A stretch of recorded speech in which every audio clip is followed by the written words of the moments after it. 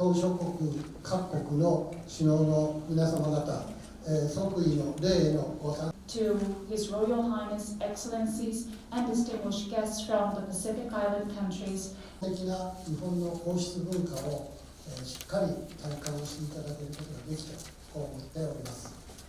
今日は、太平洋島しょ国議員連盟として、来日をされた首脳の皆さんを、お迎えをした昼食会を開会させていただきます。